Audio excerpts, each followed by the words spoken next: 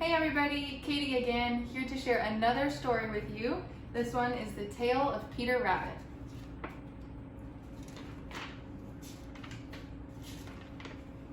Once upon a time, there were 4 little rabbits. Their names were Flopsy, Mopsy, Cottontail, and Peter.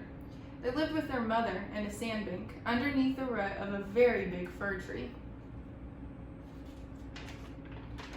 "Now, my dear," said Mrs. Old Rabbit, "you may go to the field or down the lane, but do not go to Mr. Gregor's garden. Your father had an accident there.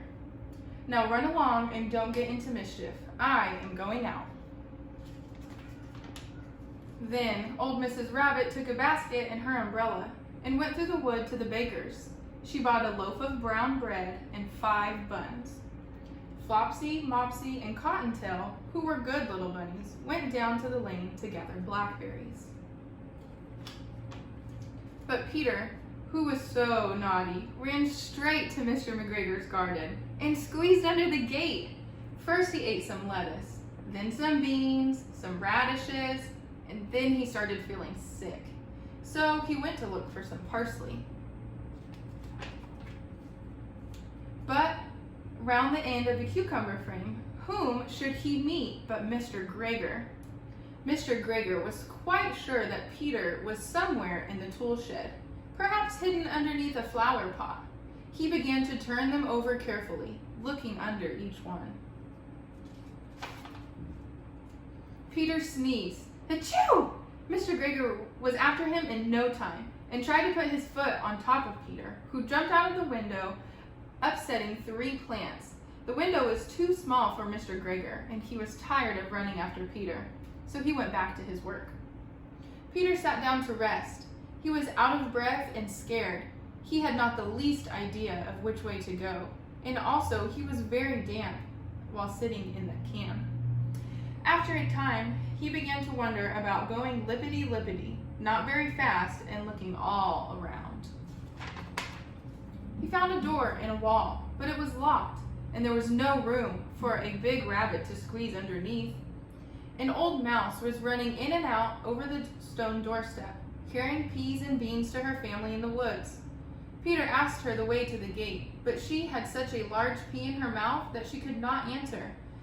She only shook her head at him, and Peter began to cry.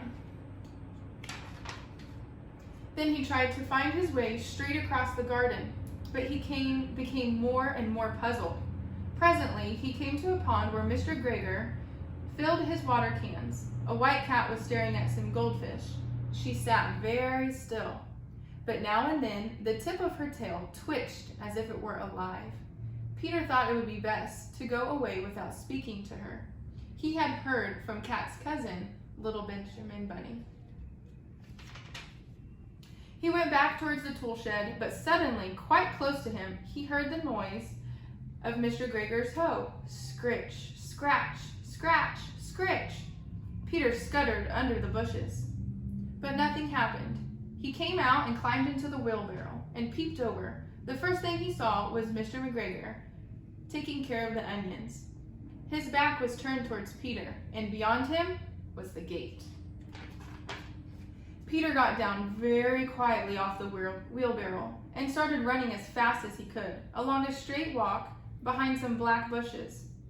Mr. McGregor caught sight of him at the corner, but Peter didn't care. He slipped under the gate and was safe at last in the wood outside the greens. Mr. McGregor hung up a little jacket and the shoes of a scarecrow to frighten the blackbirds. Peter never stopped running or looked behind him until he got home to the big fir tree.